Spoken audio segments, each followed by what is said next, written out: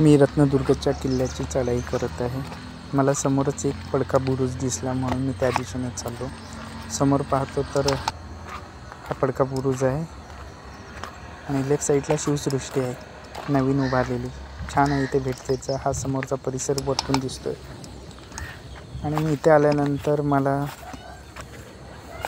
मोरांचेही आवाज ऐकू येत आहे आणि सभोवतालचा हा परिसर पाहू शकता.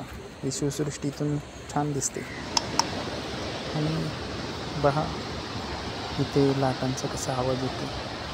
हा इथला समुद्रकिनारा परिसर एकदम भारी वाटत आहे. असे निरीक्षण भोगते आहेत तिथे ठेवलेले बुरुजांची मरम्मत झाली पाहिजे म्हणून पाहू शकता.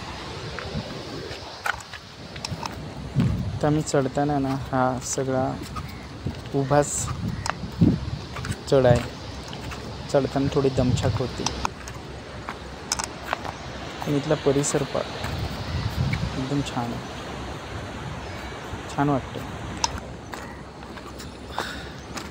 चढणीचा असला तरी मन प्रसन्न होते. आजूबाजूचा छान परिसर दिसतो. पाहू शकता तुम्ही शिवसृष्टी सभोवतालचा परिसर.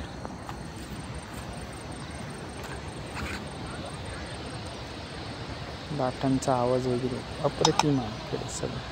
आणि हे ते भुयार आहे जे 200 मीटर आतपर्यंत आहे, जे बाले किल्ल्यात जातं.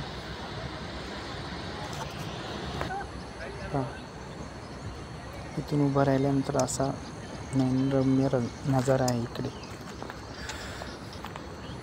त्या समोर गेल्यानंतर काही मंडळी आलेली जी शूटिंग वगैरे करत होती.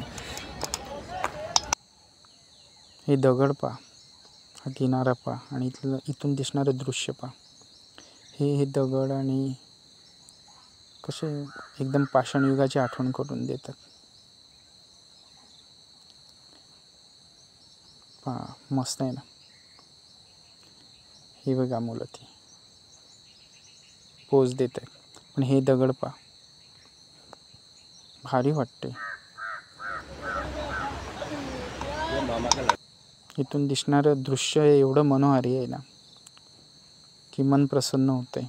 अशा ठिकाणी आल्यानंतर माणूस रिचार्ज आपोआप होतो. आता मी जायला निघालो पण इथूनही मस्त सगळा परिसर असा रत्नदुर्गचा दिसतोय. ही शिवसृष्टी आहे.